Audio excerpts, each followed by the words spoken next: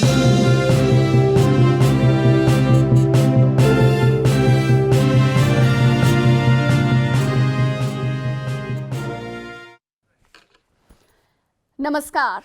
कार्यक्रम जनसंवादमा यहाँहरूलाई हार्दिक स्वागत छ। म प्रस्तोता कृति भट्टराई आज पनि यहाँहरू माझ उपस्थित भइसकेको छु। जनताद्वारा जनताका लागि प्रसारित जनता टेलिभिजनको नियमित कार्यक्रम जनसंवादमा एकपटक फेरि पनि हामी कुरा कोरोनाकै गर्दैछौँ। हजुर, कोरोना जुन विश्वव्यापी महामारीको रूपमा विगत केही महिनादेखि हाहाकार मचाइरहेको छ संसारमा भन्दा फरक नपर्ला। यसले विश्वलाई त्रासदी दिइरहेको छ र यसबीच नेपालमा पनि यति बेला भने स्थिति दिन प्रतिदिन भयावह देखिएको छ र यदि संक्रमण बढ्दै जाने हो भने तयारी अपुग्दो हुन्छ कि भनेर स्वयं सरकारका प्रवक्ताले समेत बोलिसक्नु भएको अवस्था छ। यद्यपि त्यो अवस्थासम्म नपुग्नको लागि सरकार एक्लैको प्रयास काफी पक्कै पनि छैन। त्यसमा सजगता हामी आफैले पनि अपनाउन जरुरी छ। अझ भनौँ हाम्रो सतर्कताले त्यस्ता किसिमका संक्रमण फैलिन रोक्न सक्छ। तर यसो भन्दै गर्दा वास्तवमा के छ त अवस्था यति बेला जुन कोभिड-19 हामी भनिरहेका छौँ, यो कुन अवस्थामा छ नेपालमा? विश्वमा हेर्ने हो भने यसको फरक लक्षण देखिएको छ। नेपालमा पनि लक्षणविहीन, लक्षण भेटिएका र एकदमै लक्षण पनि गम्भीर किसिमका लक्षण देखिएका बिरामीहरू छन्। के हो यसमा? के भिन्नता छ? कस्ता लक्षण देखिएकाले सार्ने हो अथवा के हो? यसको सर्ने दर के हो? यो तमाम विषयमा आज एकपटक फेरि हामी चर्चा गर्न लागिरहेका छौँ। र यो चर्चा गर्नको लागि आज मसँग हुनुहुन्छ त्रिभुवन विश्वविद्यालयका प्राध्यापक डाक्टर प्रकाश घिमिरे, जो त्रिभुवन विश्वविद्यालय अन्तर्गत सूक्ष्म जीव विज्ञान विभागका प्राध्यापक हुनुहुन्छ र उहाँ Nepal health research council ethical review बोर्डका चेयरपर्सन पनि हुनुहुन्छ। हामी आज उहाँसँग नै विस्तृतमा कुराकानी गर्नेछौँ कार्यक्रम जनसंवादमा। डाक्टर साहब, स्वागत छ यहाँलाई हाम्रो प्रस्तुतिमा। नमस्कार कृतिजी, तपाईँ र तपाईँ मार्फत तपाईका श्रोताहरू सबैलाई नमस्कार। हजुर डाक्टर साहब, जस्तो अब आज पनि एक किसिमले हेर्ने हो भने नेपालको मात्रै कुरा गर्ने हो भने संक्रमितको संख्या बढ्दो क्रममा नै रहेको छ। आज अब 818 जनामा संक्रमण देखिएको छ, जसमध्ये काठमाडौँमा मात्रै चाहिँ 200 भन्दा बढी चाहिँ संख्यामा संक्रमितहरू देखिएको छ। भन्नाले अहिले केन्द्र काठमाडौँ बनिरहेको देखिएको छ। के छ वास्तवमा अहिलेको ठ्याक्कै अवस्था? तपाईहरुले विश्लेषण गर्दाखेरिको हामी कस्तो अवस्थामा छौँ, त्यहीबाट सुरु गरौँ न डाक्टर साहब। धन्यवाद कृतिजी। अहिले अब हाम्रो नेपालको अवस्था हेर्दा हामी कहाँ कम्युनिटी ट्रान्समिसन भइसकेको छ। दीर्घ रोगीहरूलाई यो रोग लागे हुनाले ती दीर्घ रोगीमा मृत्युदर बढी देखिएको छ। पहिला सुरुवातमा एकदम यङ मोबाइल माइग्रेन्ट पपुलेसनमा थियो, तिनीहरू असिम्टोमेटिक थिए, क्वारेन्टाइनमा राखेर धेरैजनालाई सारियो। त्यो क्वारेन्टाइन त्यो स्ट्यान्डर्डको नभएको हुनाले र अहिले कम्युनिटीमा गइसकेपछि अब कम्युनिटीमा चाहिँ दीर्घ रोगीहरू टन्नै छन्, संसारभरि नै छन् र हामी कहाँ पनि कम छैन। दीर्घ रोगीमा यसको मृत्युदर धेरै भएको हुनाले यहाँ भयावह देखिन्छ। अर्को कुरो, अझै पनि हामी नेपाल भनेको मेचीदेखि महाकाली, झापादेखि दार्चुला, कालापानीसम्म गन्नुभन्दा काठमाडौँ भ्याली खाल्टोमा चाहिँ केही सयलाई हुँदैमा हामी चाहिँ आत्तिहाल्ने बानी भएको हुनाले ओहो भयावह भइहाल्यो कि के भइहाल्यो कि भन्ने छ। काठमाडौँमा अब टेस्ट अहिले धेरै नै भइराखेको हुनाले टेस्टमा पोजिटिभिटी रेट पनि बढेको छ। तर बाहिरको स्थिति हेर्दा अझै पनि तपाईँ विराटनगरमा 5 दिन नभइकन रिपोर्ट आउँदैन, वीरगञ्जमा त्यस्तै छ, नेपालगञ्जमा त्यस्तै छ, बुटोलमा त्यस्तै छ। टेस्ट समयमा गर्यो भने यो चाहिँ समयमा गरेर त्यसमा पोजिटिभ भएकालाई होम आइसोलेसनमा राख्ने हो कि क्वारेन्टाइनमा राख्ने हो कि अस्पतालमा लानुपर्ने अवस्थामा पुगिसकेका मान्छे हुन् कि त्यो गर्यो भने चाँडै नै यसलाई चाहिँ आफ्नो पकडमा राख्न सकिन्छ। होइन यसरी नै टेस्ट आज गर्ने, 5 दिन 6 दिनपछि रिपोर्ट दिने, 15 दिनपछि कन्ट्र्याक्ट ट्रेसिङ गर्ने हो भने यो कम्युनिटीमा गयो भनेर आत्तिनुपर्ने कुरा चाहिँ जरुरी नै छ।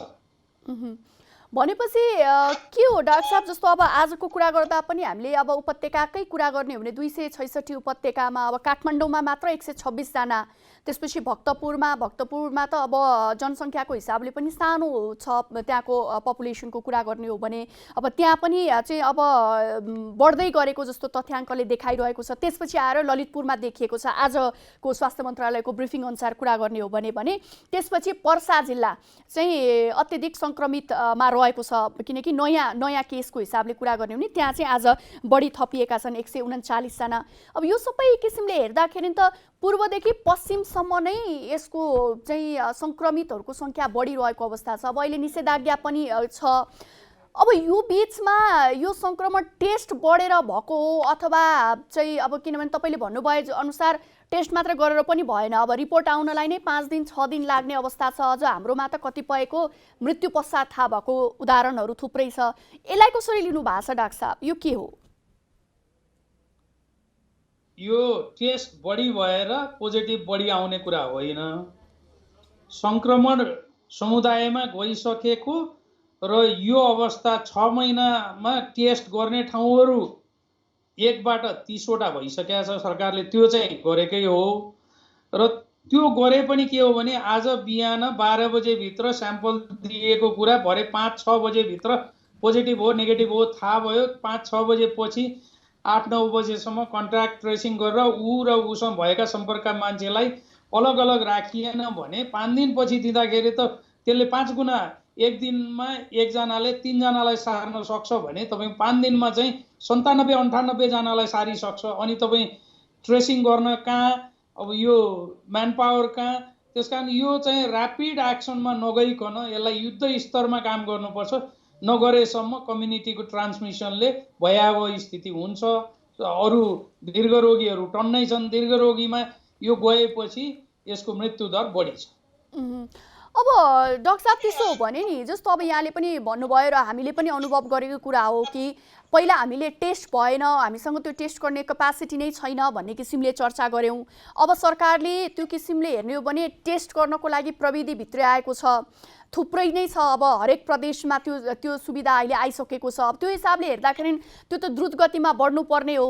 अब अहिले आएर चाहिँ फेरि टेस्ट चाहिँ भएको र भएका टेस्टको पनि समयमा नतिजा नदिने, 4 दिन 5 दिन कुर्नु पर्ने अवस्था रहेको छ। यो किन डाक्टर साहब? हामीसँग अब के म्यान पावरको कमी भएको हो, जनशक्तिको अभाव हो हामीमा, के हो? यो प्लानिङ गर्ने स्टेजमा एउटा कुराको कमी देखिया छ। मेसिन किनिदिएर र बिल्डिङ बनाइदिएर टेस्ट हुँदैन। मेसिन भयो, बिल्डिङ भयो, रिएजेन्ट रेगुलर सप्लाई चाहियो, त्यसको क्वालिटी एस्युरेन्स गर्नु पर्यो। त्यो गर्न सक्ने क्षमतावान ट्रेन्ड म्यान पावर चाहियो। माइक्रोबायोलोजिस्टहरू विश्वविद्यालयले उत्पादन गरेका छ। ठाउँ ठाउँमा तपाईँ यो स्याम्पल 10 दिन 20 दिन राखेर टेस्ट गर्नुभन्दा थप म्यान पावर युज गरेर त्यही दिन बिहान ल्याएको स्याम्पल बेलुकासम्म टेस्ट गरेर रिजल्ट दिन सकियो भने अहिले जनता यति जागरुक छन्। जो पोजिटिभ भयो ऊ अलग बस्छ, जसको बस्ने ठाउँ छैन त्यसले सरकारले व्यवस्था गरेको क्वारेन्टाइन आइसोलेसनमा बस्छ। यो गर्न नसकेसम्म तपाईँले 5 दिन 7 दिन 10 दिन पछि टेस्ट रिजल्ट दिने अनि कन्ट्याक्ट ट्रेसिङ गर्न 15 दिन लाउने हो भने यो चाहिँ अझ बढ्छ, अझ भयावह हुन्छ। यसको सस्टेनेबल प्लानिङ भएन। सस्टेनेबल प्लानिङ गर्नलाई हेल्थ सिस्टमको एउटा ह्युमन रिसोर्स चाहियो, 2टा फाइनेन्सियल अरेन्जमेन्ट चाहियो, तेस्रो टेक्निकल लजिस्टिक सप्लाई चाहियो, चौथो चाहिँ त्यसमा फिजिकल इन्फ्रास्ट्रक्चर चाहियो। सरकारले फिजिकल इन्फ्रास्ट्रक्चर मात्रै बढाएर भएन, ह्युमन रिसोर्स चाहियो, रेगुलर रिएजेन्ट सप्लाई चाहियो र केन्द्रीय स्तरमा राष्ट्रिय जनस्वास्थ्य प्रयोगशाला जस्तोले सबै 30वटा लेबोरेटरीको क्वालिटी एस्योरेन्स गर्नु पर्यो, जसले टेस्ट गरे पनि। र अहिले त प्राइभेट सेक्टरमा पनि आएको छ। च्यालेन्ज चाहिँ के हो भने प्राइभेट सेक्टरमा कस्टको हिसाबले कसैले कम, कसैले बढी, कसैले चाँडै दिने, कसैले 4 घन्टामा दिने, कसैले 3 घन्टामा दिने हो। अब बिस्तारी क्वालिटी एस्योरेन्स गर्नु जरुरी छ र टाइमली जुन दिन दियो त्यही दिन रिपोर्ट आउनु असाध्यै जरुरी छ। भोलिपल्टसम्म कन्ट्याक्ट ट्रेसिङ सकेन भने यो कम्युनिटीमा ट्रान्समिसन रोकिँदैन। त्यसकारण अबको जरुरी भने चाहिँ टाइमली टेस्टिङ, क्वालिटी टेस्टिङ र कन्ट्याक्ट ट्रेसिङ एन्ड आइसोलेसन। अब डाक्टर साहब यो त अहिले भर्खरै भएको अवस्था होइन। अब नेपालकै परिप्रेक्ष्यमा पनि कुरा गर्ने हो भनेदेखि चैतदेखि गरिएको लकडाउन, त्यसपछि बिचमा गरिएको खुकुलो, अनि अब अहिले फेरि यो निषेधाज्ञा गर्दाखेरि थुप्रै चरणहरू पार गरिसकेको अवस्था छ।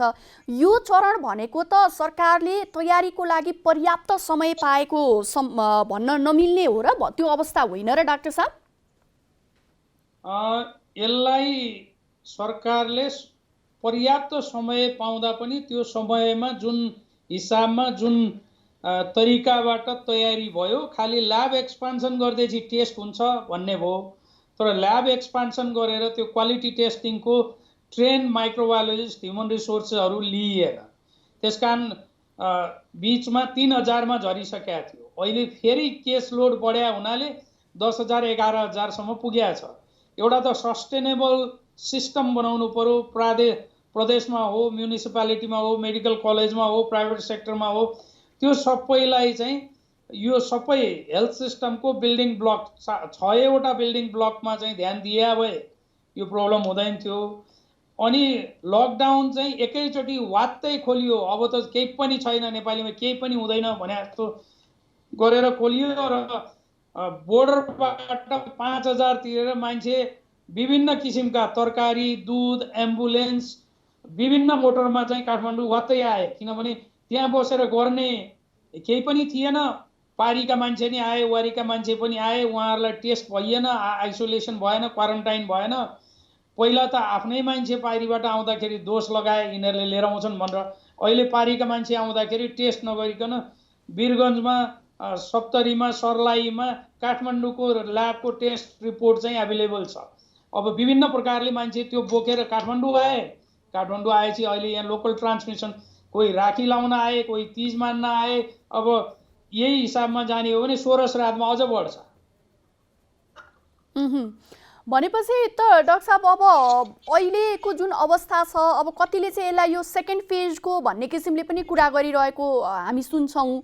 अब तपाईहरू यसको अझ विज्ञ हुनुहुन्छ, त्यो हिसाबले हेर्दाखेरि वास्तवमा के हो अहिलेको जुन यो कोभिड देखिएको छ, अहिले नेपालमा जस्तो प्रकारको कोभिड देखिएको छ, त्यसलाई हामी कसरी लिन्छौँ? तपाईँहरूले त्यस्तो स्टेज, यो फर्स्ट सेकेन्ड भन्ने त्यस्तो खालको हुन्छ कि के छ? अलिकति त्यो बारे पनि कुरा गरौँ न डाक्टर साहब। यस्तो छ, संसारका विभिन्न देशमा दोस्रो वेभ आयो भन्ने आंकलन गरिएको छ। जुन चाइनामा बेजिङमा देखियो, कोरियामा देखियो, त्यसपछि युरोपका केही देशहरूमा, स्पेन, इटलीहरूमा देखियो। अब यो सबले सेकेन्ड वेभ आयो कि भन्ने उहाँहरूको चाहिँ आंकलन छ। हामी कहाँ पहिलो वेभमा आएको भाइरस र अहिले दोस्रो वेभमा आएको भाइरस, हाम्रा विभिन्न नाकाबाट छिरेका भाइरस र बाहिर विदेशबाट ल्याएको भाइरस, यसको जेनेटिक सिक्वेन्सिङ हुँदैछ। यो नभइकन हामी कुन फेजमा कुन भाइरस आयो, बढी भाइरुलेन्स आयो भन्ने अवस्थामा हाम्रो देशको स्थिति हेरेर भन्ने अवस्था छैन।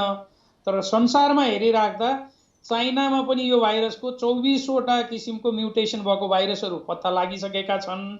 त्यसकारण भाइरस, यो आरएनए भाइरस चाहिँ हरेक जेनेरेसनमा म्युटेसन हुने हो। मेजर सिफ्ट र ड्रिफ्ट नभइकन यसको मेजर इफेक्ट चाहिँ देखिँदैन। नर्मल्ली पनि केही जेनेरेसन पछि कि भाइरस साह्रै सङ्क्रामक हुन्छ कि भाइरस चाहिँ निस्तेज भएर सङ्क्रमण गर्न नसक्ने अवस्थामा जान्छ।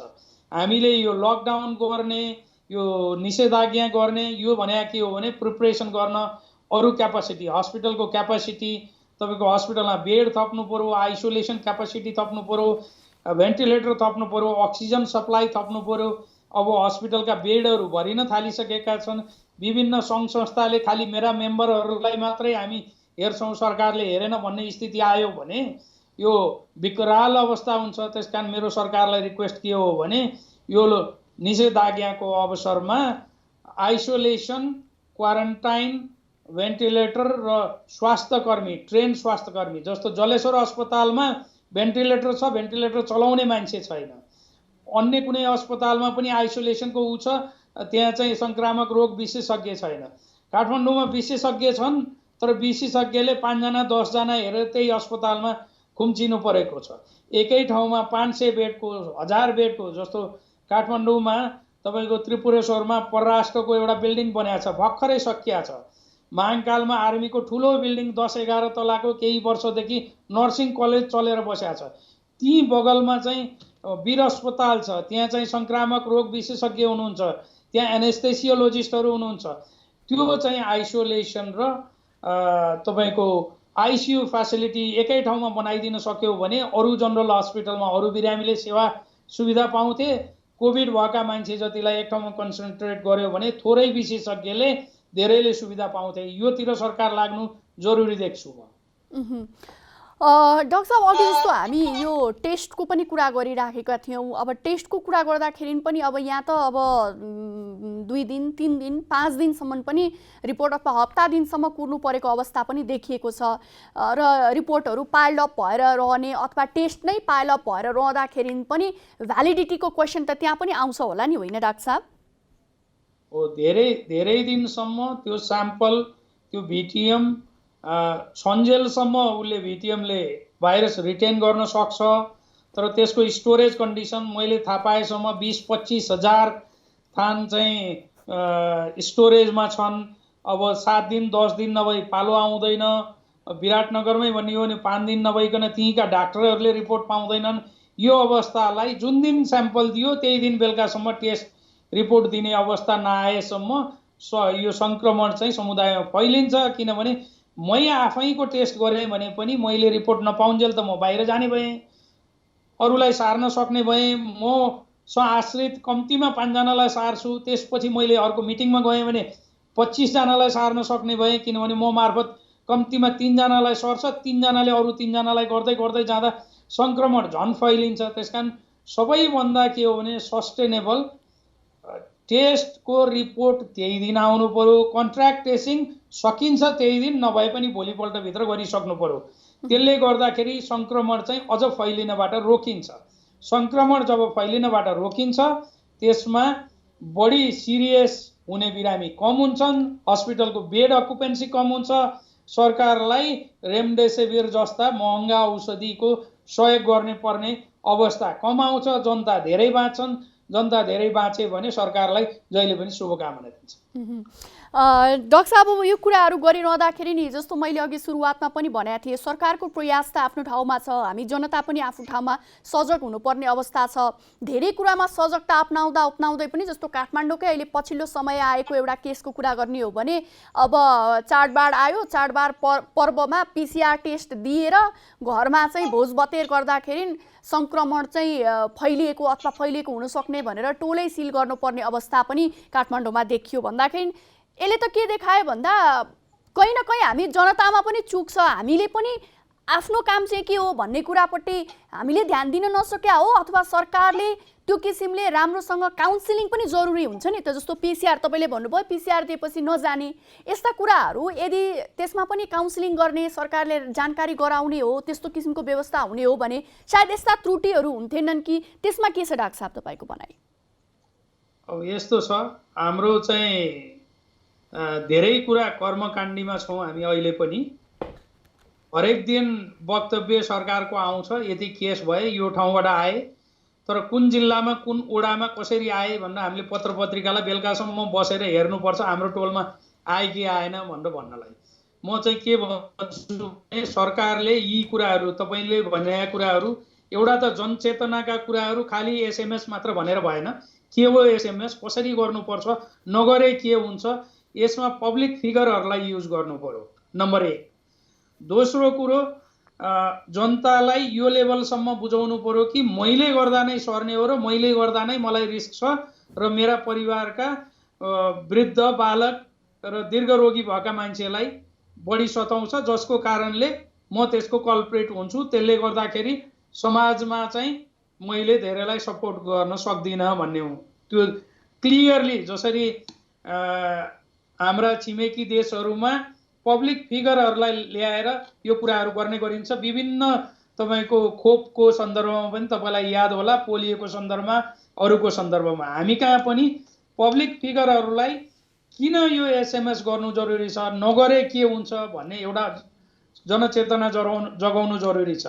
अनि सरकारको दिनको वक्तव्यमा क्लियर के आउनु पर्यो भने आज यतिजना पोजिटिभ भए, यतिजना निस्किए भन्ने भन्दा पनि यो पालिकाबाट यो पालिकामा हटस्पट भएको छ, यो पालिकाले इम्प्रुभ गर्यो, यो पालिकामा यस्तो छ, यो समाजमा यस्तो छ भनिदियो भने व्यक्तिका नाम भन्नु हुँदैन। ती बाहेकका अन्य ग्रुपिङ गरिदियो भने त्यो ग्रुपमा अरू मान्छे जाँदैनन्। अनि यसरी तीज मनाएको, दर खाएको, भोलि 16 श्राद्धको श्राद्धे गरे, आज चाहिँ ऋषि पञ्चमीको पूजा गरे, अब यी सबै कुराहरूलाई चाहिँ हामीले समाजमा अवेरनेस बढाउन पुगेको छैन सरकारले। त्यसकारण यो अवेरनेस बढाउनै पर्छ र जनतालाई के फिल हुनु पर्यो भने धेरैले गरिसकेका छन्। अझै पनि यो सोसियल सेक्टरमा भएका धेरै मान्छेले आफूलाई इम्प्रुभ गर्नु जरुरी छ। र के देखिया छ भने सोसियल सेक्टरमै भएका मान्छेका पिएसओजहरू र सोसियल सेक्टरमा भएका कुनै कुनै प्रदेशका त गृहमन्त्रीहरूसँग पनि, आन्तरिक मामिला मन्त्रीहरूसँग पनि यो सङ्क्रमण देखियो। त्यसकारण उहाँहरूले नै जानकारी के गराउनु पर्यो भने मैले यसो गर्दा सर्यो, अब तपाईँहरू चाहिँ यसरी नसर्ने अवस्था बनाउनुहोस्, होइन भने सबैले बाँच्ने अवस्था आउँदैन भनेर भन्न सक्यो भने जनता पनि आफै जागरुक हुन्छन्। यो गर्नुपर्छ। डाक्टर साहब, अब त्यसो त एक किसिमले तपाईँले भन्नुभयो टोल खुलाउनु जरुरी छ भनेर। यो विषयमा हामीले पनि केही समय अगाडि कार्यक्रम गर्दा पनि विज्ञहरूले त्यो किसिमको कुराहरू चाहिँ गर्नुभएको थियो। तर पछिल्लो समय जुन किसिमको चिकित्सकहरूप्रति नै दुर्व्यवहार भइरहेको अथवा उनीहरू बसेको ठाउँमा नै जस्तो घटनाहरू, अहिले पछिल्लो समयकै घटना, हामी काठमाडौँकै घटना हामी लिन सक्छौँ कि चिकित्सकहरू राखेकोमा जुन किसिमको अवस्था सृजना भयो, जसरी चाहिँ चिकित्सकहरूलाई चाहिँ अलिकति भनौँ न अमानवीय व्यवहार गर्ने सम्मको क्रियाकलाप चिकित्सकहरूको लागि त हुन्छ भने आम नागरिक कति ठाउँमा यो कुराहरू आइसकेको छ कि बिरामी भन्ने बित्तिकै छिमेकी गएर घरमा ताला लगाइदिने यावत यी घटनाक्रमहरू छ नि, यसले हुन त समाज कतातिर गइरहेको छ भन्ने देखाउला। तर तपाईँ आफै पनि यो क्षेत्रसँग बढी घुलमिल रहनु भएको कारणले गर्दाखेरि कहीँ यो कुराले गर्दाखेरि हो कि सरकारले त्यसरी कुन टोल कहाँ भनेर भन्न नसकेको के छ डाक्टर साहब? तपाईँहरूको पनि त सल्लाह सुझावहरू हुन्छ होला नि? होइन, यसमा यस्तो छ, आम नेपालीको विगतका केही वर्षदेखि विद्रोही मानसिकता भएको हुनाले यो कुराहरू आएको छ। यसमा म के देख्छु भने जसले गरे दुःखद कुरा हो, यो गर्न नहुने कुरा हो। यो कुरामा यो गर्न हुन्छ, यो गर्न हुँदैन। अब म चाहिँ के देख्छु भने सरकारले जहिले पनि रेगुलेटरी लट्ठी चलाउने मात्र कुरा गर्छ, कारबाही गर्ने मात्र कुरा गर्छ। कारबाही होइन, सहकार्य गर्नु पर्यो के। कारबाहीले सधैँ मान्छेहरू चाहिँ ठाउँमा आउँदैनन्। कारबाही सर्टेन लेभलमा गर्नुपर्छ, तर कारबाही मात्र होइन, सहकार्य स्थानीय स्तरमा भएका वडा नगरपालिका एनजिओजहरूलाई युज गरेर अवेरनेस के भने सुरुमा 1980s एचआइभी आउँदाखेरि यस्तै एचआइभीको मान्छे देख्यो भने ऊ पर सडकबाटै पारिपट्टि काटेर जाने जुन हुन्थ्यो, अहिले त्यो छैन। किनभने एचआइभी छुँदैमा हात मिलाउँदैमा सर्दैन भन्ने मान्छेलाई भयो। अब यसमा पनि अवेरनेस नपुगेकै हो। जो मान्छेहरूले गरे उनीहरूलाई गल्ती रियलाइज गर्न दिनुपर्छ र रियलाइज गर्छन्। कोही कति ठाउँमा रियलाइज गरिसके, माफ मागिसके। मलाई लाग्छ यो पर्सनल रिसिभीका कारणले यी केही कुराहरू आएका होलान्, तर आम जनमानसमा त्यो छैन। स्वास्थ्यकर्मीले सार्छ, यसले गर्छ भन्ने होइन। स्वास्थ्यकर्मी नभयो भने कहाँ गएर उपचार गर्ने? त्यसकारण यसमा चाहिँ सरकारले अवेरनेस पुर्याउनु पर्यो। स्वास्थ्य तथा जनसङ्ख्या मन्त्रालयको राष्ट्रिय स्वास्थ्य शिक्षा सूचना तथा सञ्चार केन्द्रलाई एक्टिभली इन्भल्भ गर्नु पर्यो, जसको कारणले देशमा चिर परिचित मदन कृष्ण हरिवंश सन्तोष पन्त जस्ता मान्छेहरूले यो गर्नुहुन्न, यो गर्नुपर्छ। उहाँहरूको म याद गर्छु पहिला लेप्रोसीको बारेमा, एचआइभीको बारेमा उहाँहरूले धेरै अवेरनेस गर्नु। भनेपछि हामीले अवेरनेसमा जुन किसिमको ध्यान पुग्नु पर्ने हो त्यो पुगेको छैन भन्ने कुरा आयो होइन डाक्टर साहब? यो कुरालाई याद गर्दै अब फेरि हामी यो सङ्क्रमणकै अलिकति कुरा गर्दाखेरि अथवा भाइरसकै बारेमा कुरा गर्दाखेरि पनि नि डाक्टर साहब, जस्तो भनौँ न एकै परिवारमा पनि कहिलेकाहीँ नदेखिने, परिवारको एकजनालाई देखिने तर परिवारका अन्य सुरक्षित रहेको, त्यस्तो थुप्रै किसिमका घटनाहरू देखिएको छ। श्रीमानलाई हुँदा श्रीमतीलाई नहुने होइन, त्यस्तो किसिमका पनि देखिएको छ भन्दाखेरि ठ्याक्कै अब यी कुराहरू के हो वास्तवमा, किन त्यस्तो हुन्छ अथवा कसरी त्यस्तो सम्भव भएको त्यो विषयमा पनि अलिकति चर्चा गरौँ न डाक्टर साहब। कृतिजी, राम्रो प्रश्न। यसमा चाहिँ के हो भने हामी समाजमा बस्दा वरिपरिको हावापानी सास फेर्दाखेरि त्यो भाइरस आउन सक्ने भयो। बन्द कोठामा 2 जना मध्ये 1 जनाले ल्यायो भने अर्कोमा सर्न सक्ने सम्भावना भयो। तर त्यो भन्दै गर्दा हरेक मान्छेको आफ्नो नेचुरल इम्युनिटी, इन्नेट इम्युनिटी हुन्छ। त्यो इन्नेट इम्युनिटीमा कुनै पनि बाहिरी पदार्थ आयो भने, भाइरस लगायत कुनै पनि भाइरस, ब्याक्टेरिया, कुनै पनि फरेन मेटेरियल आयो भने त्यो मेटेरियललाई आफ्नो नेचुरल इम्युनिटीले पहिला इनएक्टिभेट गर्छ।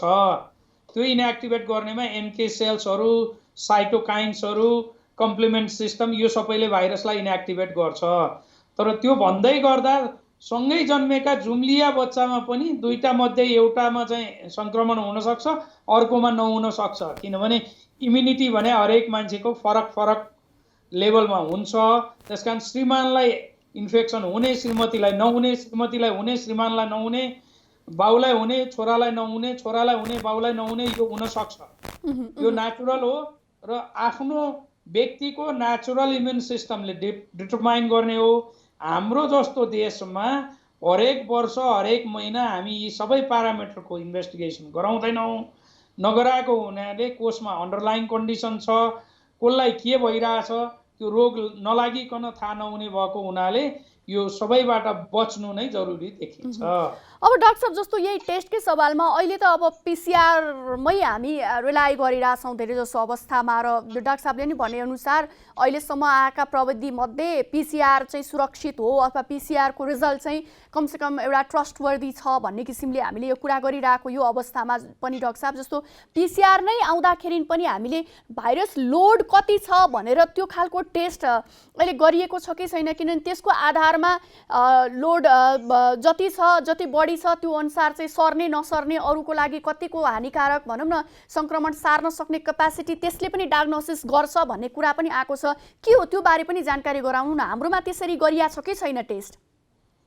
होइन, यो पिसिआर गर्दाखेरि पिसिआरमा एउटा सिटी भ्यालु भन्ने हुन्छ। त्यो थ्रेसहोल्ड भ्यालु चाहिँ जति थोरै भयो त्यति भाइरल लोड बढी हुन्छ भन्ने प्रिन्सिपल हो।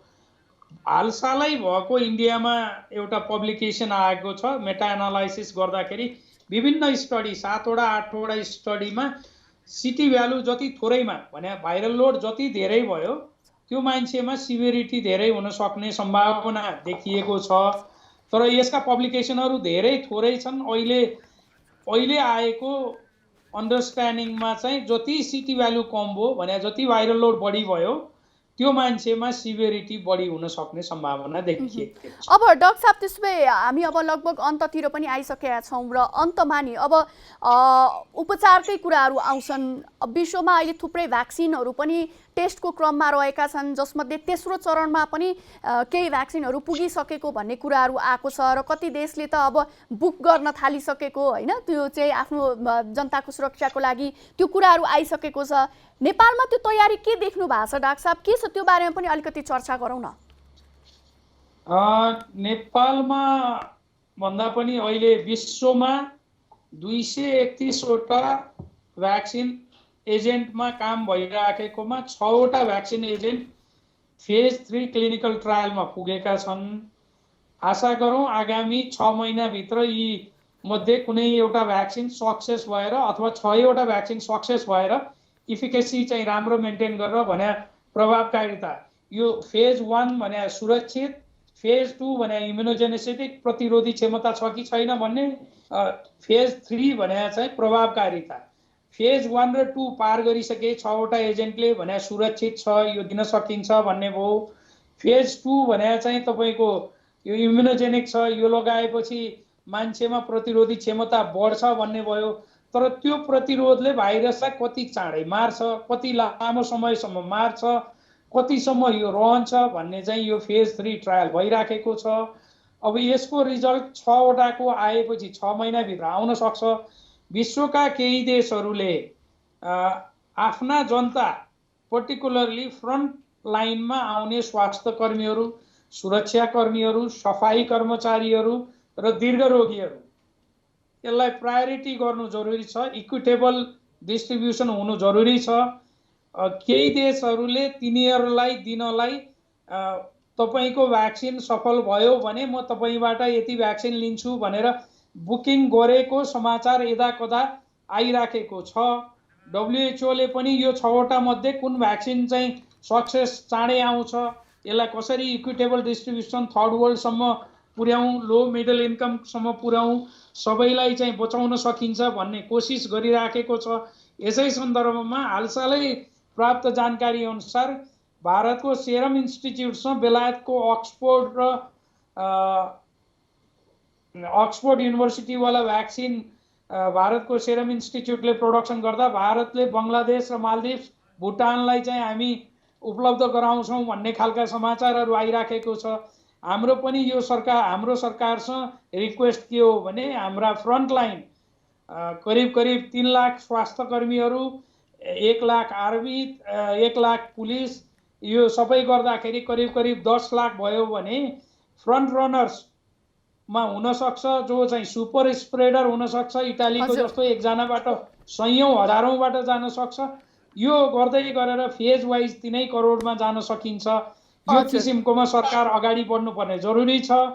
त्यो भन्दै गर्दा सरकारले ट्रायलको लागि चाहिँ पर्मिसन दिइसकेको छ, तर आउने दिनले कतिवटा भ्याक्सिन ट्रायलका एजेन्टहरू, कतिवटा इन्डस्ट्रीहरू यहाँ इन्ट्रेस्ट छन्, आउने दिनले देखाउला।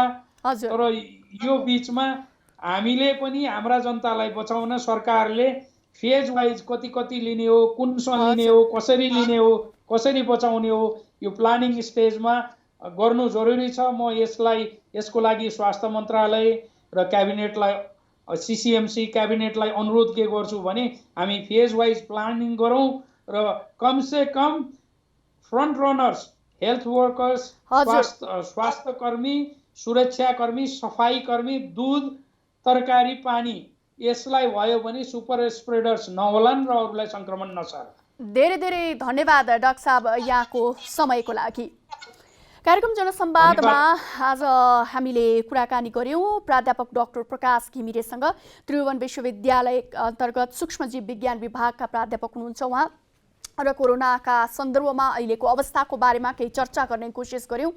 अवश्य पनि यो रोगसँग लड्नको लागि सरकारको प्रयास र हामी सबैको त्यसमा साथ आवश्यक छ।